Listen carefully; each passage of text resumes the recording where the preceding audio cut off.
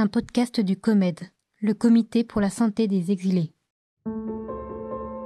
Quand allez-vous ouvrir les yeux sur le drame qui se joue sous vos yeux ? Gentil avec les gentils et être méchant avec les méchants. Plus aucun droit pour les clandestins. La santé des migrants se mesure avant tout à l'égalité et à la dignité qui leur sont ou non garanties par le pays d'accueil.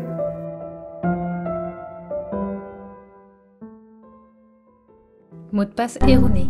Impossible de répondre à votre requête. La page demandée est introuvable. Les pièges sont nombreux lorsqu'il s'agit de démarches en ligne. Et si ces démarches étaient décisives pour vous ? Et si, au bout du clavier et derrière l'écran, une réponse favorable de l'administration pouvait faire basculer votre situation ? L'impossible casse-tête du tout numérique, c'est le sujet de cette brève d'exil. Elle est lue par Guillaume Lefebvre, médecin au COMED Guyane. Épisode 2, Step by Step.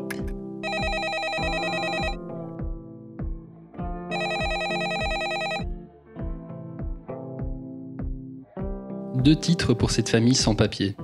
2 titres pour accéder au Graal. Ouvrir la porte du futur pour 5 personnes, dont les 3 enfants participant à la grande aventure de l'exclusion par la précarité. Nous ne récapitulerons pas ici les tortures et les incarcérations subies au pays d'origine. Pour imaginer cette famille, attardons-nous plutôt sur les 13 années de galère en France. Descente traditionnelle infernale de l'escalier du migrant.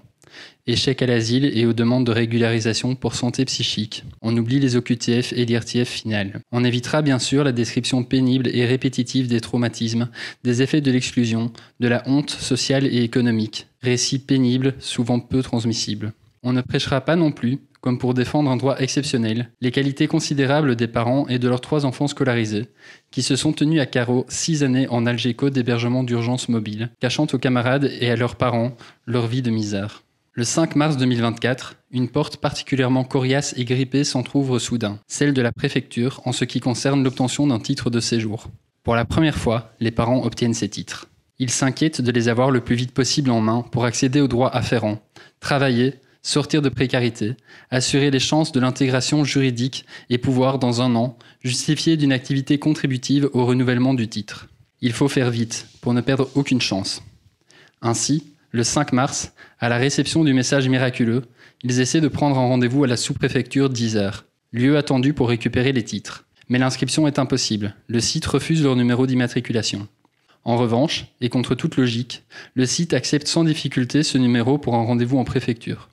Ce sera le 20 mars. Monsieur et sa femme, accompagnés d'un intervenant social, vont ainsi à Grenoble, à leur rendez-vous du 20 mars, munis de timbres fiscaux.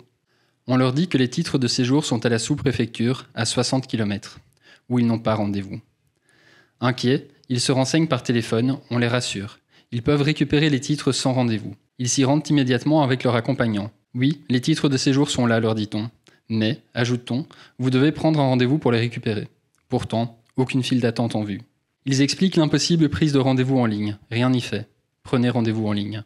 Ce qu'ils feront à de nombreuses reprises en vain durant plusieurs jours, avec plusieurs associations. C'est impossible. Le site ne permet l'inscription qu'à Grenoble, aucune aide par téléphone n'est donnée. Finalement, après courriel de l'intervenant social et capture d'écran, après quelques jours, la préfecture annonce qu'on leur proposera un rendez-vous. Super. Mais rien de tangible, aucun délai annoncé. Trop inquiets du temps qui passe, ils décident de retourner seuls à la sous-préfecture. L'accueil bloque. Ils insistent, réexpliquent la prise impossible du rendez-vous en ligne. On répond qu'ils se débrouillent mal de toute évidence. Ils réinsistent, disent avoir essayé avec 3 associations. Récit répété 3 fois, aux 3 cerbères qui se succèdent. Négociation, échec et rebelote. Puis, la 3e, qui confirme d'abord la nouvelle règle à respecter. Les accueils possibles sans rendez-vous jusque-là ne le sont plus depuis le 15 mars. Pas de chance, ils étaient venus le 20. Pour mieux répondre aux demandes des usagers, dit la note de la préfecture. Ils ne lâchent pas. Numéro 3 demande alors s'ils ont les timbres fiscaux, les autres pièces. 30 minutes après, ils repartent avec les titres de séjour. 2 petites cartes, toutes neuves. Après 13 ans.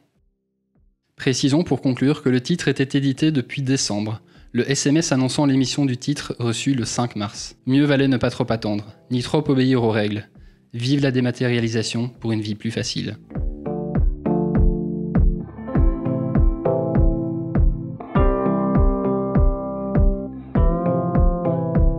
Depuis 45 ans, le COMED agit pour la santé des exilés et la défense de leurs droits. Plus d'informations sur www.comed.org.